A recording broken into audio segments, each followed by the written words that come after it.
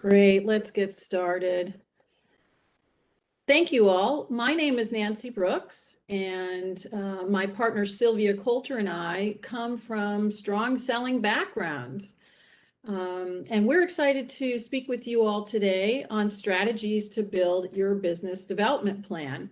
It's part of a series that the Belonging Project is offering, and we're thrilled to be a part of the Belonging Project and its efforts. As I mentioned, Sylvia and I have strong selling backgrounds. I was in financial services and legal, and Sylvia in technology and legal sales. And Sylvia is the pioneer in legal business development. Sylvia, if you could advance to the next slide. Thank you.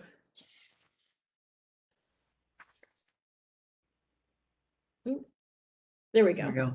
Now we are in another type of professional services, and that's the consulting world. And together, Sylvia and I are the BizDev Gals.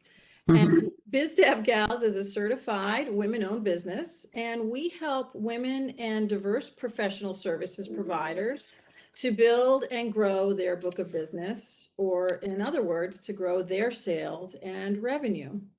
And through our own C-suite selling experiences, we help lawyers to develop the soft business building skills and the confidence and the network of connections that is needed to reach your highest business development and leadership potential.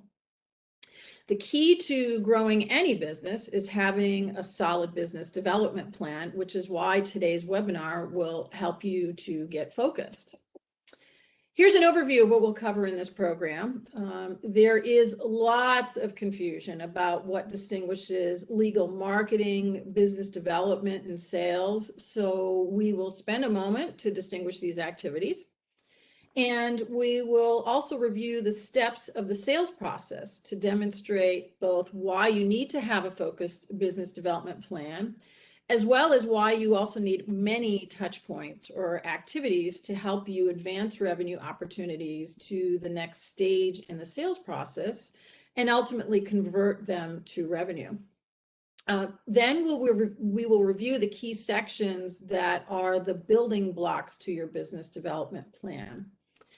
And I'll pause to say that in the webinar registration reminder that was emailed to you for this program, there is an individual marketing and business development action plan, or as Sylvia and I coined, the IMAP template.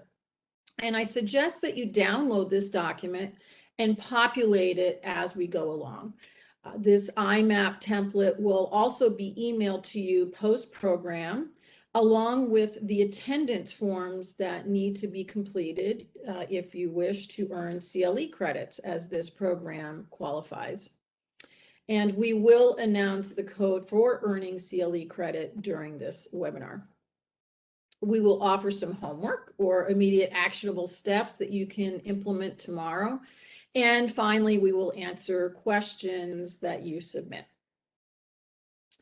So Sylvia and I strongly believe that with the right tools and process framework that anyone can develop business. And so why is that?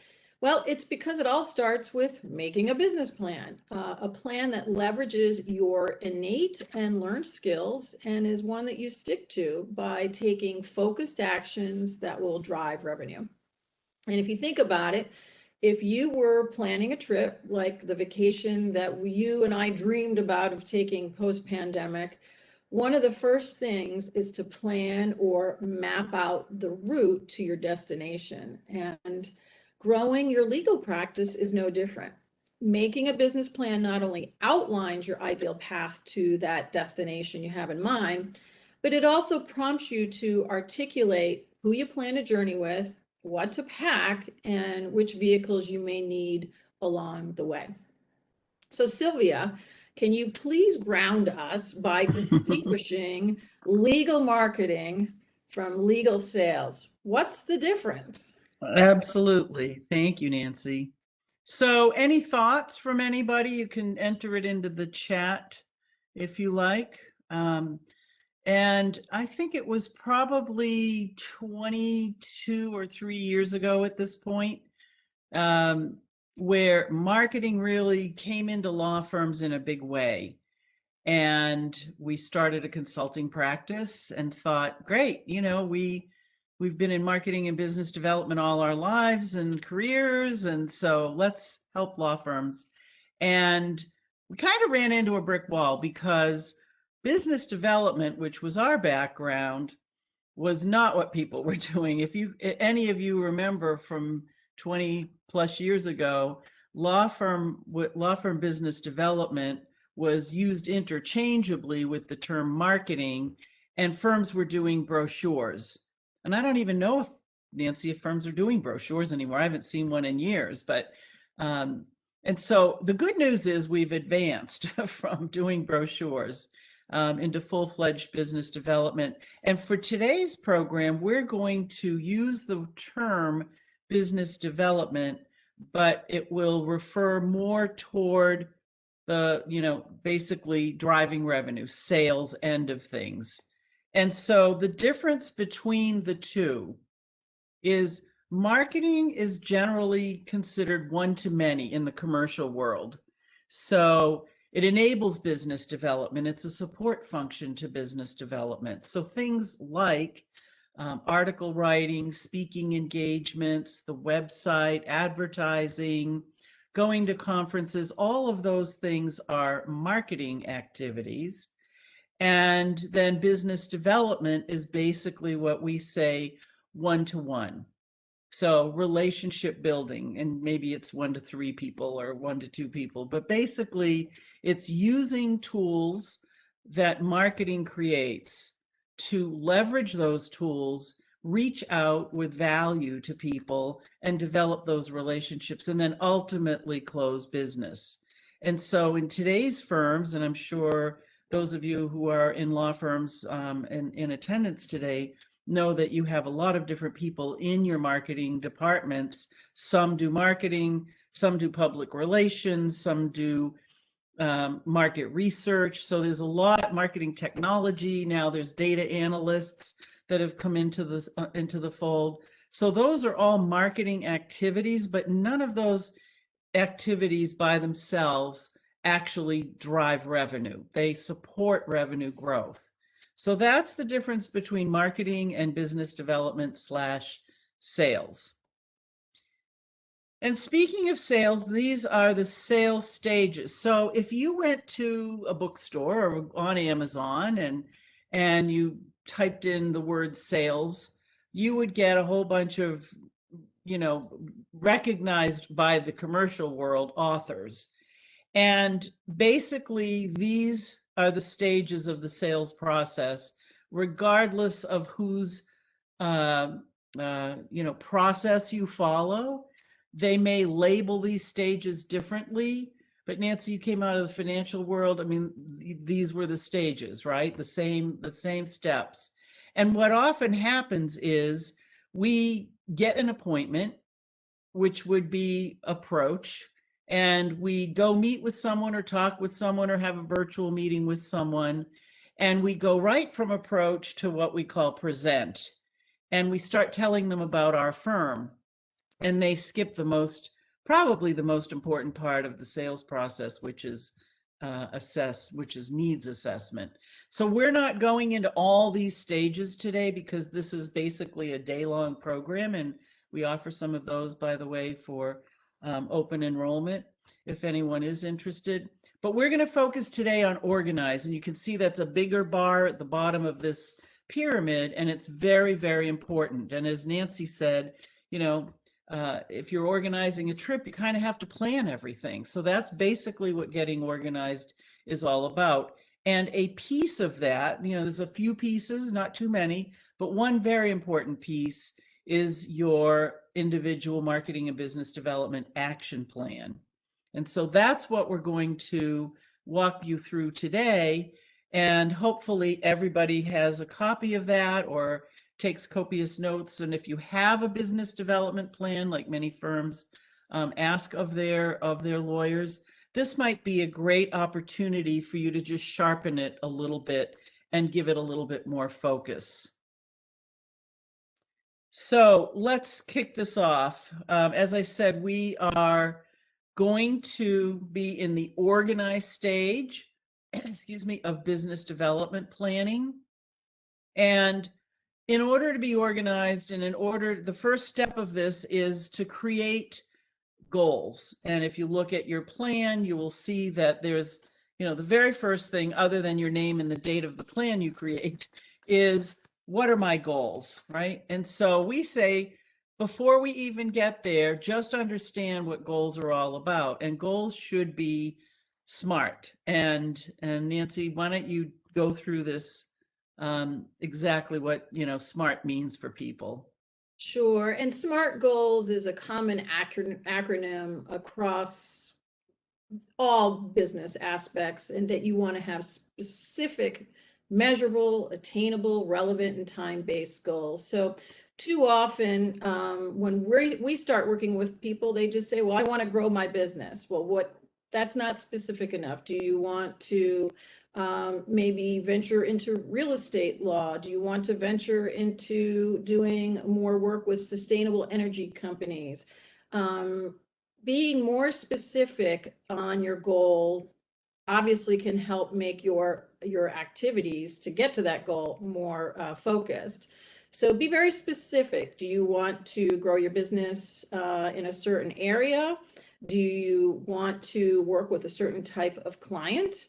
Do you want to work with a certain industry? Do you want to work with a certain geography? So get very specific and measure it. What would success look like to you? Do you want to grow your business by $2 million? Do you want to have 5 new deals in real estate transactions? Be specific about what you're quantifying, and also validate that it's attainable.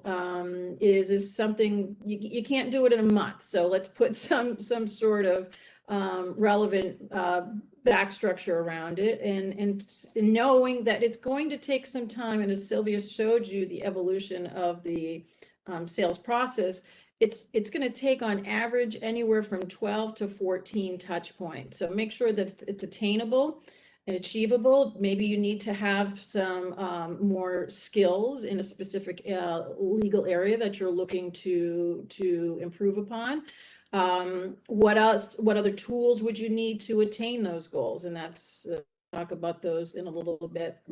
And is it relevant? Is the SMART goal relevant to your firm and to your practice? And is it time-based? You want to not, as I mentioned earlier, a SMART goal. When we're working with this business plan, you'll see that we're asking you to think about the next 12 to 18 months, which is short term, and about 3 to 5 years, which is long term. So it's not just good enough to say you want to grow your practice. List out 3, 4, 5 goals about what specifically you want to grow within your practice. Thanks, Nancy.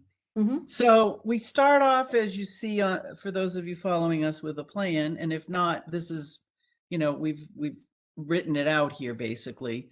So what are your SMART goals? What do you want to accomplish? As Nancy said, be really specific. So when someone says to us, I'd like to develop $2 million or $230,000 by the end of the year, that's much more specific, and that gives you an idea of. We always like to say, have a revenue goal. You don't have to share it on your firm plan if you don't want to do that. But for you personally, it's important to have a revenue goal. And also, like Nancy said, it's got to be attainable. I mean, everybody wants to have a $2 million practice, but is that attainable in a year? Maybe, maybe not, right? So we use an analogy that you're planting seeds here. When you're implementing your plan, you're planting seeds. And it takes a while for those to sprout, right? So things that you're doing today, activities you're planning out on your plan today for implementation over the next year, you may not see results for a year or 2 or 3. And the 14 touch points that Nancy referenced comes from a multitude of studies that have been conducted by Price Waterhouse, where they have time and time again, their research has shown through analyzing their sales team's efforts that it takes about 14 to 16 touch points before you get results. And we'll talk about that and how to do those touch points and that sort of thing. So where do you want your practice to be in 2 to 3 years? That's something that is at least you can see out that. I did a presentation this morning and said, focus on year one, because if you had a 3-year goal in 2019, some of that might have gotten thrown out the window in 2020 with COVID, right? So you never know what's going to happen. So have a long-term goal. 2 to 3 years is longer term, but also have your short-term goal. What can I accomplish in 12 to 18 months? And that's what our IMAP form looks at, is let's look at 12 to 18 months, revisit that plan in another 12 months. And a lot of studies have been done on, do I have a plan? Do I not have a plan? And again, the research has shown that people who have a plan will always do better than people who don't have a plan. So I find that research fascinating. I've been part of some of those studies, and it was the first time we saw the results surprised us. I mean, we know having a plan is important, but we'll talk about why. A SMART goal is an outcome you want to achieve, right? So building your reputation as a go-to life science lawyer in the Midwest region by 12/23. That's a goal. An action step would be to write articles, to attend life science industry events, right? So the goal is something you want to accomplish. It's measurable. And then the action steps help you get there. So let's say somebody calls and says, I'd really like you to do this one-off presentation for us, or you've got an opportunity to go to an event. If it doesn't support your goals, don't do it, because it's going to take you off course, and you're going to get off track, and now you've got another, you've just spent 2 hours or 3 hours at some event. You've got time that you put into preparing for that, when you could be very, very focused. So once you come up with a plan, stick with it. And then another goal, as we've talked about, is build a 525K or more book of business by the end of 2022, right? So I can see that goal, and I can come up with action steps that will help me get there. So keep your efforts focused. What kind of business do you want? And list your target markets. Who do you want to meet? How will you find them? So this is always tricky for our clients. People will say, well, look, I'm an employment lawyer. I can help any company with their employment issues. I'm a litigator. I can help anybody with a case or a conflict they have. I'm an M&A lawyer. I can work with all kinds of companies on their acquisition strategy. Today, there is so much competition, and we're seeing even more fierce competition from the ALSPs coming around the corner. The biggest law firms in the world are Deloitte and E&Y. And I was talking to somebody from Deloitte not too long ago who said, we are in at every major company in the world. So they're in at our clients already. That's something to keep in mind. So the more you focus your efforts, the better your results will be, which is why we said earlier in the presentation to become the well-known lawyer in medical device in the Midwest, right? So as targeted as you can get is the best way to go about this. Once we figure out who do we want to, and by the way, I should say, that doesn't mean don't take clients that come in the door through all your contacts. You always want to take whatever business comes your way if it makes sense for you to take those clients or send them to other people in your firms. But your outgoing, proactive approach should be very, very targeted. Then the next step, and this is getting pretty granular with your plan, is okay, so if I'm targeting, let's just say for discussion to keep the same going, either real estate developers or I'm targeting medical device companies in the Midwest, I would probably, and Nancy too, would probably have you narrow that even further to medical device companies in the Chicago region, let's say. By the way, I did this for somebody. We pulled up the research. There's 22,000 med device companies in Illinois. Just FYI. Anyway, so who are our target markets, right? Who medical device companies, real estate developers. The next thing is let's put a list of those companies together. And it sounds pretty basic. It sounds pretty straightforward, and it really is. It just takes time to put all this together. Remember, this is the bottom rung of the IMAP of your plan. So getting organized, and it takes time to do this. Once you have all this information and you've got it all organized, you're off and running. And then, are there individuals with whom you need to connect? So for a specific type of practice, whether it's high net worth individuals, whether it's family owned businesses, those might be individuals with whom you need to connect. And those are also targets. And then the next is, who are your contacts? Who do you already work with? Or who does the firm already work with in these areas? Right? So that's a bit of data and information that you need to get. And ask your business development folks, ask your assistant to help you with this. Delegate where you can. And then who else sells to your target markets? Who are your referral sources? And Nancy, you're a genius at developing referral relationships, and it's a huge key to success, right? So who else is selling to your target markets?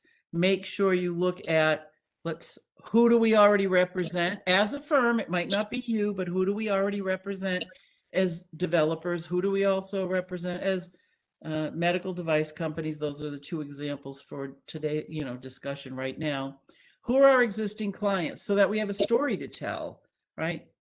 Who are colleagues and classmates who may be able to refer us business? And remember, everyone you connect to is connected to a whole bunch of other people.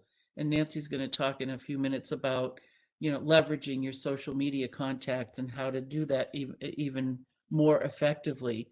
And then other professional services. Who else is selling to your target companies or your target individuals? And those are people with whom you want to develop a relationship.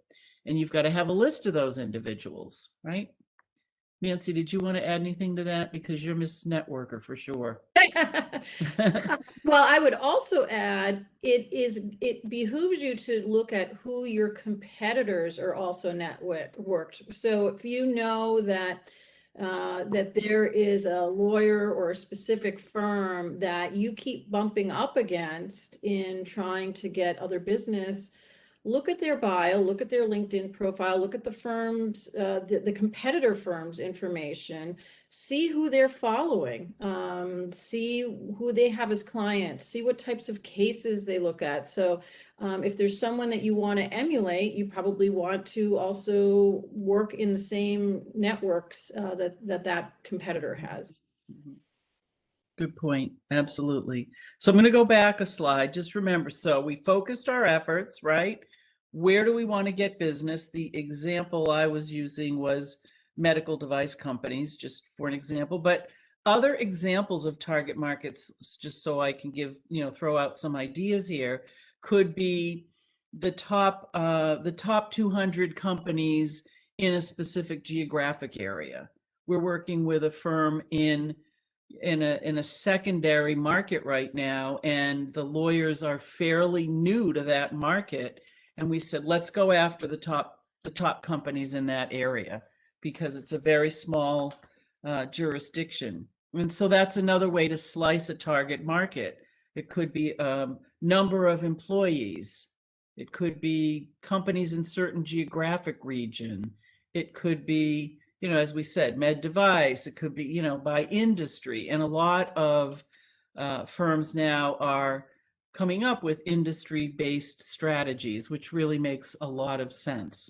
So just wanted to reiterate on that point. There are a lot of ways to slice and dice target markets. And by the way, I should say, as you're working on your plans, Nancy and I are happy to just provide some input, brainstorm with you ideas. Just shoot us an email. we, for a quick call or a quick email to help you out, we don't charge for that, and we're happy to provide you with some input and some ideas. And then, as we said, who else sells to these target markets? And you want to have a list of maybe 10 to 15 target referral sources. And if you don't know, let's go back to medical device. Let's go back to top 100 companies in a certain geographic area. Call up your friends at Grant Thornton, at RSM, at PwC, or if you don't know who they are, go to their website, see who else is working in the medical device area, or with developers, or with manufacturing firms, and just give that partner or lawyer a call, accountant a call, and say, hey, we're both working in the same targets. Let's get together and talk about how we might work together or put some programs together. And when you're working with referral sources like that, you get the benefit of their target list as well. So it's such a powerful way to go to market, and very, very important as well. I think, the one thing we've heard from the most successful rainmakers is that if you can develop 2 to 3 really strong referral sources, and it takes a long time to find those 2 to 3, by the way, you'll be all set for quite a while, because they will feed you continuously. And Nancy, one thing that you and I have talked about too is, when people are referring one another business, even if you don't get the business, the fact that somebody referred it to you, you've got to acknowledge that, right? Send a bottle of wine, honestly, just something like a $20 Starbucks card with a handwritten thank you note for referring that individual to you. It goes a long way. So that seems like a simple thing to do.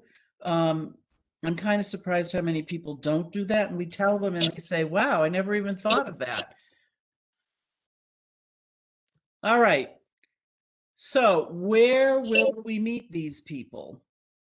So we have our target market. We've got our target referral sources. I've got my goals. This is what I want to accomplish. I'm going to stay very, very focused for the next 12 to 18 months. And by the way, it takes time. So we're planting seeds, right? So just think of how long it takes for one seed to grow into, I'm going to say, a 3-foot tree. It takes probably 3 years for something like that. So you've got to be patient, but don't give up. So one thing I always hear people say is, you've got to join some organizations. Well, joining some organizations is a huge, huge time, commitment. And so pick one, go deep, get involved, and see how it works. But you can't just join 3 organizations and then never attend the meetings or things like that. So where is the market? Where are you going to meet the market? And one really good way to find that out is to ask. Just say to your clients or to people in that particular industry, or individuals with whom you're working, what are some things you like to read? Where do you go for information or to network? And that's where you want to go, right? And that's where you want to write, who you want to write articles for.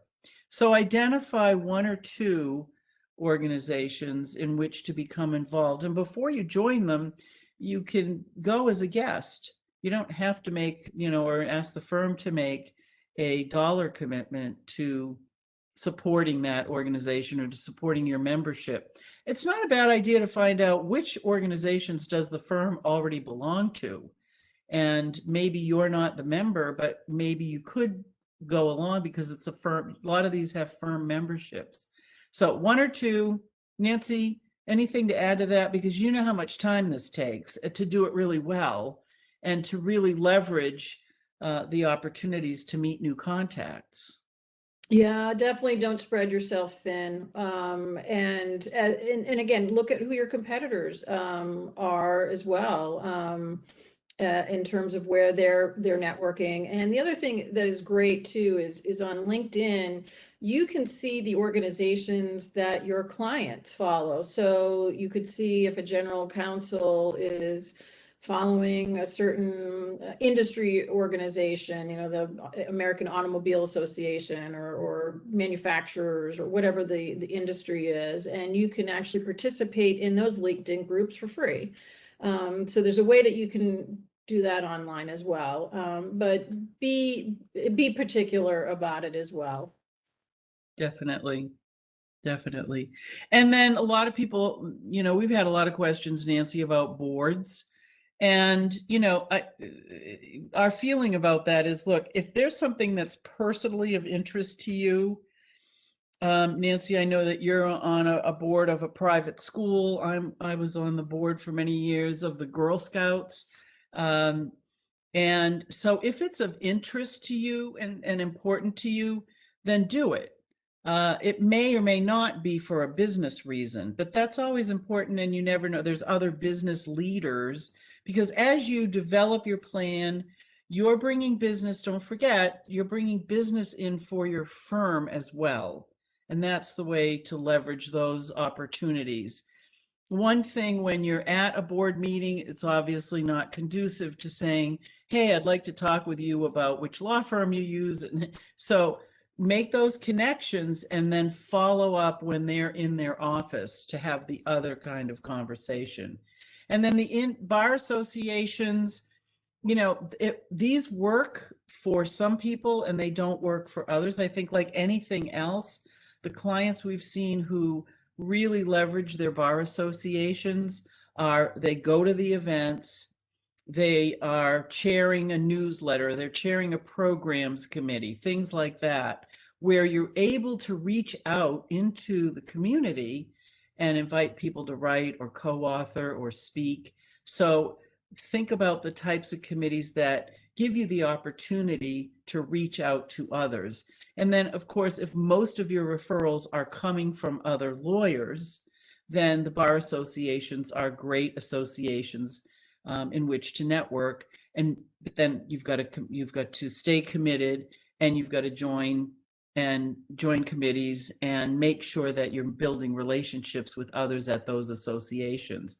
And then the same thing for industry-focused organizations. Somebody said to me not too long ago, I belong to this manufacturers association in Connecticut. And I go there, and there's a bunch of their salespeople from the manufacturing firms and some other people, but I don't see the benefit of it. Well, this is this person's focus. And my answer to that is, you've got to hear what's going on in their industry. You're not always going to meet a prospect at an industry-focused organization, but you're certainly learning about the industry, their challenges, what's going on, what's hot, and it makes you more of an expert and makes you more of a member of that industry to know what's going on. So, think of leveraging these things in different ways. But just remember, be active and build relationships. And you never know where these are going to take you, but they will take you far over time. I always want to stop here and say, does anyone have any questions? But we're not doing this live. We're still doing this virtually. But if you do have any questions, please put them in the chat, and we will be more than happy to answer them either now or at the end of the presentation. Okay, so further down in your plan, we say list your top 5 clients.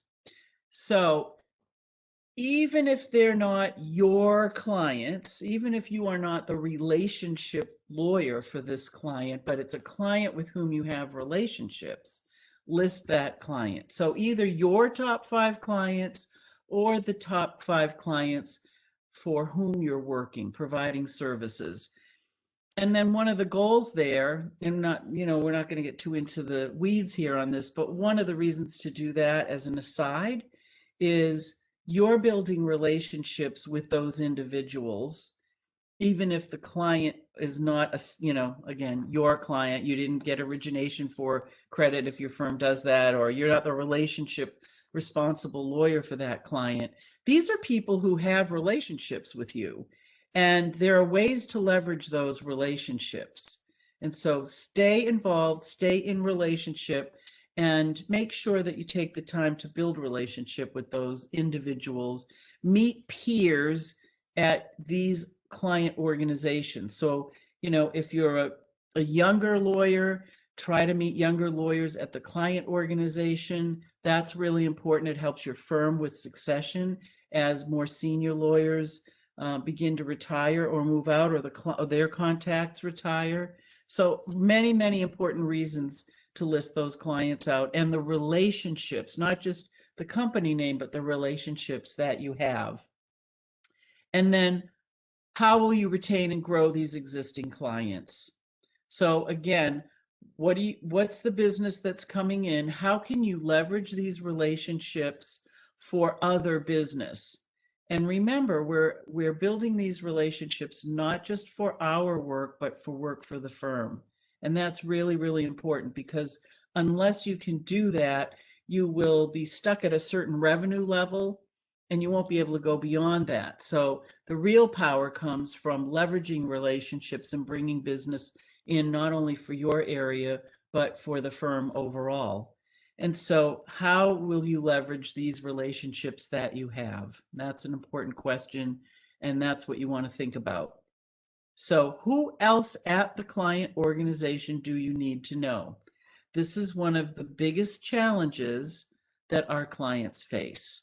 So I know the general counsel, or I know the chief litigation counsel, or I know the chief technology officer, but I don't know the chief IP counsel. So we have relationships all over our client organizations, and it's important for us to know, who else should we know? Who else do we need to know? And figure out ways to develop those relationships. And again, we could go on and on about how to do that, but that's not what this particular session's focused on. So if you want any help or have any questions, just feel free to reach out to us. And so who else do we need to know? Let's spend a minute on that. So number one, build relationships with your peers at the client organization. Ask the individuals with whom you have a relationship this very simple question. I'd really appreciate your advice, or I'd really welcome your advice. Who else at ABC Company would be important for us to meet? That's the question. So it's open-ended, not a yes, no answer. They have to answer the question. That is probably one of the simplest questions you can ask in business development. And it's one of the best ways to meet other people at the client organizations, right? So retaining and growing your clients is really key. And Nancy, we pretty much believe this is everybody's role at the firm, right? It's not just the key relationship lawyer.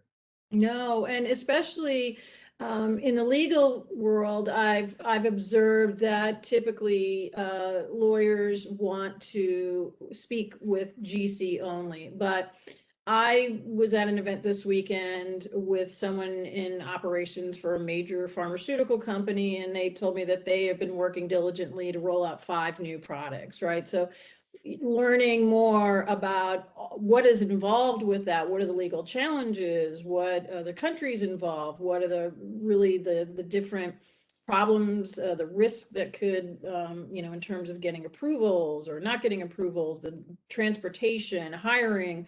There's just so many pieces that you can, by just having an operations contact or an IT contact, learning about what are some of the pain points going on that you can foresee and speak to the GC about. Some might be public, some might not be, but you can anticipate those types of questions to ask by having non-attorney relationships. Mm-hmm. Absolutely.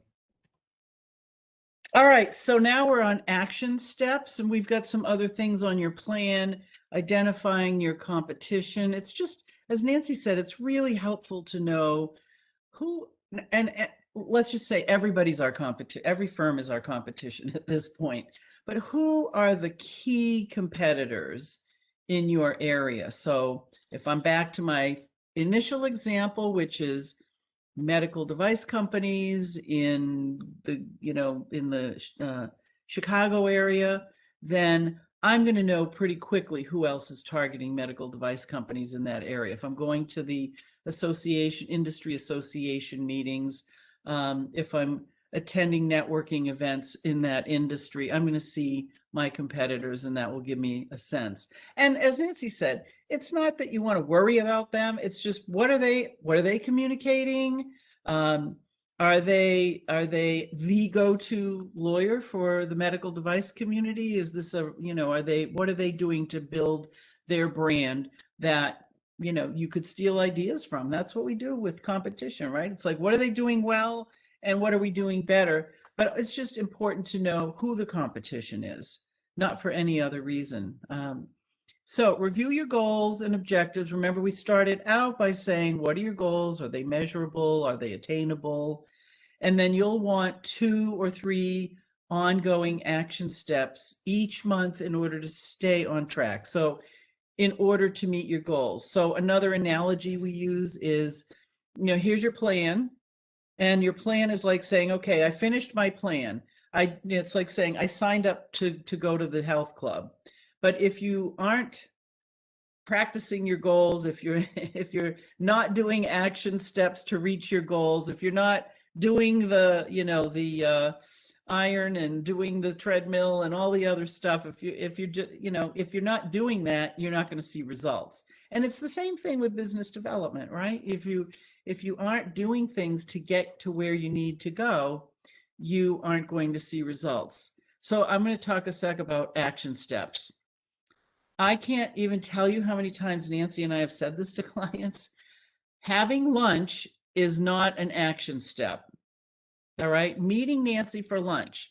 That's great. You're meeting Nancy for lunch, but think about it further. What are you trying to accomplish by meeting Nancy for lunch? Right? That's the way you want to think about your action steps. When I hit send on this email that I'm going to send to Steve Smith, what am I hoping will happen as a result of that? If I'm giving this presentation to the medical device at the medical device section of the bio meeting each year, what do I hope will come of that? How can I leverage the effort I've put into this article I've written or this presentation I've put together? So think about the next step as a result of the step you're taking. Make sense? And then give yourself a deadline. So I've written this article, or I put together this CLE. How am I going to leverage it? And there's lots of ways you can do that. Post it on LinkedIn, send it to some of your contacts. But make sure that it doesn't just end at the marketing activity, but you leverage that into a sales opportunity. Make sense? Okay, Nancy, anything to that? And then schedule weekly activity. Here's the thing. This is not rocket science, right? I actually know a rocket scientist. This is not rocket science. This is pretty straightforward stuff. The difference between people who are highly successful versus mildly successful are the people who do these things over and over and over again, even if you don't see results with everything that you do, right? So it's always having a next step. It's always having an action step that's in your court, and just keep at it. You've got to trust the process. That's really key here. All right, Nancy, you are way more the LinkedIn social media person than I am. I use it, but you're super effective at it. So talk to us a little bit about how we should be using social media. So your business plan goals should be reflected in your online persona. And I am maniacal about this because so many people have taken the time today. You're going to go through and list out your SMART goals and the target referrals that you want to meet and the types of services that you want to provide, but they don't update their bio or their LinkedIn profile. So I really want to spend a moment here to say a couple of things. The first is the job titles of partner and associate are not unique to law firms, and they're common throughout professional services. And it's not always evident in a LinkedIn headline that you are a lawyer or practice a certain area of law. So think about that with your LinkedIn headline. Also, your firm bio and your LinkedIn profile should be the top two results when your name is searched on the internet. And it is not up to your marketing department to update your bio or LinkedIn account. You are responsible. So please make sure that your online messaging mirrors your business development plan and it reflects the services that you want to provide, who would hire you, and the outcomes that someone should expect from hiring you. It should be crystal clear to a reader who you help and how you help them. And please, when you are on LinkedIn, write in the first person narrative. I think one of the things that has come out during the pandemic is that customers and clients are reevaluating their advisors. They don't want to work with a jerk. They want to see that whole 360-degree authentic advisor. And please write in the first person narrative, add some brevity to what your work is, be more personable, put yourself out there because that will, you're the star of the show. Your firm will get you some brand recognition, but people are going to hire you because they like, know, and trust you. So make sure that that is evident in your online persona, both on your firm biography. Is your picture updated? Don't list cases that you worked on 30 years ago and all of them. Make sure it's refreshed quarterly. And also your social media, make sure you've got relevant skills to the SMART goals that we've identified moments ago. And again, make sure it's very clear if Sylvia or I are looking on your profile that we know who you help and how you help them. Mm-hmm. One other way to think about it too is what are the benefits a client receives as a result of working with you? So think about it that way. What are the benefits? And so if I was a securities litigator, I'm helping clients protect shareholder value, right? Think of it in terms of the client and the client's business. And that's a good way to demonstrate business knowledge as well. And, Nancy, it's so funny you said don't have articles that are, years old. I was just looking at somebody's bio yesterday and I sent them a note and said, I was just looking up your bio because somebody I know was asking specifically for a lawyer in this area. And I thought I'd reference you. And it says that you're an expert in blah, blah, blah, blah, blah. And the last time you've written anything about this or done a presentation is 2015. And he replied back and said, oh my gosh, thank you for letting me know. I've got so much stuff I've got to update. This is like the most often, ask your marketing folks this, the most often hit part of any law firm's website, bar none, is attorney bios. And if you take out the headhunters, it's still number one, way above anything else. So if I'm referring you to Nancy, I'm going to send you a link to her firm bio, or I might send you a link to her LinkedIn bio. So that's the only reason we're kind of adding some emphasis here is it's really, really important to stay up to date. And Sylvia as well, someone asked me for an attorney referral for contesting probate. And I went into my LinkedIn profile and wouldn't you know, everyone I'm connected with, it just says attorney or lawyer. It doesn't say probate or family law. It doesn't have any of that. I even put the search words and if your skills were updated in LinkedIn, I would be more easily able to find you. So please Absolutely. make sure that you sprinkle your skills and those key buzzwords both in your online firm bio and your LinkedIn profile, because clients, when they get a referral, the first thing they're going to do is do an internet search. So you want to make sure that the skills and the services that you can offer are optimized in your Yeah. online persona. So make sure that everything in this business development plan translates to the World Wide Web. Absolutely. LinkedIn, or Google, I should say Google, is the new Martindale Hubble, right? So think about, consumerism has hit the business world. If we need anything, we go to Google and we type it in. So those keywords are really, really critical in your bios. So what to do for tomorrow? We talked about primarily your business plan. We gave you just a snapshot, a screenshot of the sales process. But start with getting organized. So identifying your target market. And target markets can be tricky because if I have two markets I'm targeting, I've got to do all these things that Nancy and I just talked about for two markets. So start with one, get it all organized, get your game plan together, and then see if you've got the energy to do another target market.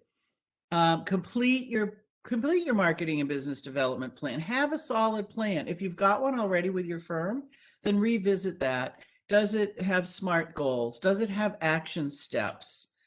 So put that together, update it at least quarterly, but we'd say monthly.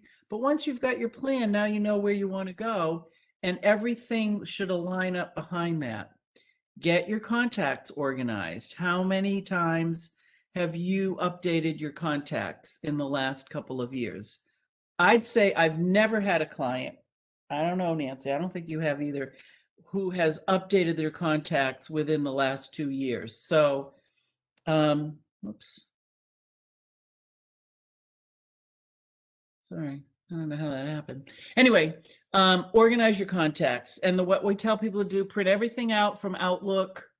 It sounds like it's going to take hours of time. It doesn't. Go through it really quickly, update, hit delete symbol for delete, and give it to your assistant to update. You will be shocked and amazed at how quick it goes and how not updated your contacts are. And then select up to 50 with whom you're going to stay in touch on a regular basis. Pick some people who are going to help you get to your business development goals and keep in touch with them. Everything is about relationships, everything. And then set up alerts. This is my target market. These are the companies. So set up Google alerts. And if you don't know how to do that, just type in Google, how to set up a Google alert. It takes literally less than 5 seconds. And then update your bio and social media profiles. Keep those up to date. It's amazing how out of date so many of these are. And as Nancy said, please, please, please have current photos.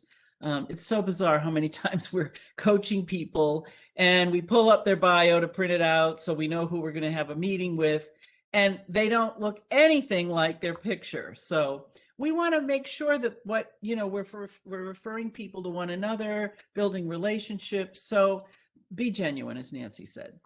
And then plan and schedule weekly activity in your calendar. Fridays, this is another PwC study. I think you could even Google this and you'd find the study results. Fridays are the best day. Psychologically, everyone's in good moods, even if you have to work on the weekends. So Fridays, people are typically much more approachable. Great time to approach prospects and clients. And then revisit your plan, keep it updated. So what will you do differently tomorrow as a result of our program today? Hopefully we've had an impact, Nancy. And what's your commitment, right? So you only see results if you do things differently, if you change what you're doing today, if it's not working for you. If it's working for you, keep doing more of it, right? So remember the reps at the gym. And so we are happy to take questions in the chat box. This program does qualify for CLE credit, and the code is SS Sam 2291. So any questions anybody have? No, you can throw us a challenging one, trick us, do anything you want here. I also wanted to remind attendees that the attendance forms, as well as the individual marketing action plan, will be sent in an email to attendees post reminder. And of course, our website has the business development plan template as well. But we have time for questions. Type them in the chat box. We have a shy group, I think. Well, thank you all for joining us today. And as I said, feel free to reach out to us by email. We're happy to answer any questions. Visit our website for resources, our training programs, things like that, to help you further your business development goals. And we hope you all have a great day and happy selling. Good luck, everyone. Happy selling. Thank you.